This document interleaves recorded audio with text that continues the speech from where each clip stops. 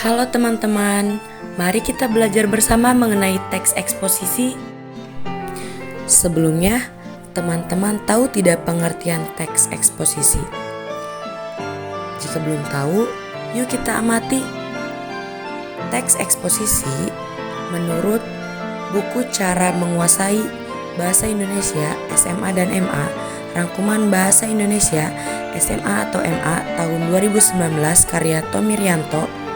Pengertian teks eksposisi adalah teks yang memuat informasi yang disajikan secara singkat, padat, akurat, dan mudah dipahami. Informasi dalam bentuk teks eksposisi disampaikan dengan lengkap, dengan memuat sudut pandang tertentu, disertai dengan argumentasi. Jadi, teks eksposisi bersifat nyata dan ilmiah. Selanjutnya, ada tujuan teks eksposisi. Apa saja sih yang menjadi tujuan teks eksposisi? Sama seperti jenis teks lainnya, teks eksposisi juga memiliki tujuan yang menjadi latar belakang teks tersebut dibuat. Berikut tujuan dari teks eksposisi.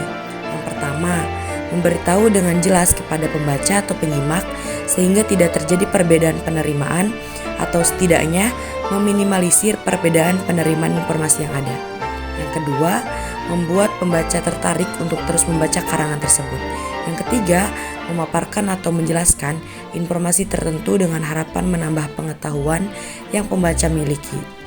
Setelah tujuan teks eksposisi, berikutnya adalah struktur teks eksposisi.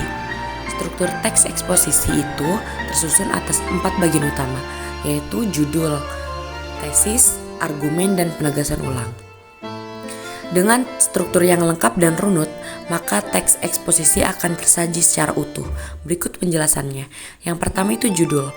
Judul adalah bagian pembuka teks eksposisi yang memunculkan isu atau topik yang dibahas.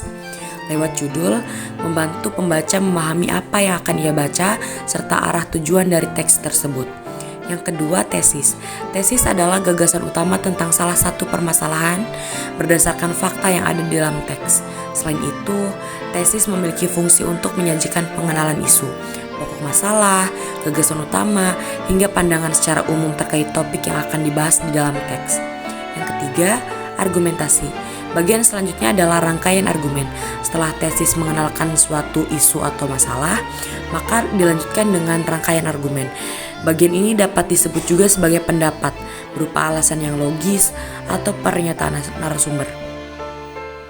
Di bagian ini, kamu akan melihat berbagai pendapat ahli atau masyarakat yang dapat mendukung isu pada teks eksposisi yang sedang dibahas. Yang keempat, penegasan ulang.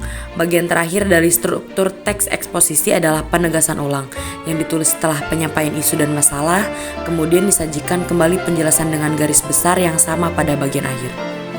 Sekilas, bagian ini mirip dengan simpulan, yang berarti berisi rangkuman dari isi teks. Teman-teman, yang terakhir itu adalah ciri-ciri teks eksposisi. Menentukan mana yang merupakan teks eksposisi tidaklah rumit. Berikut ciri-ciri teks eksposisi agar kamu mudah menentukannya. Yang pertama, menjelaskan berbagai informasi tentang pengetahuan.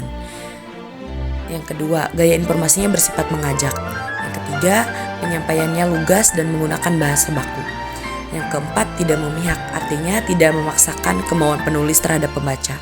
Yang keempat, berisi rangkaian informasi yang bersifat objektif dan netral. Yang kelima, fakta dipakai sebagai alat kontribusi atau pendukung argumen. Selanjutnya adalah contoh teks eksposisi.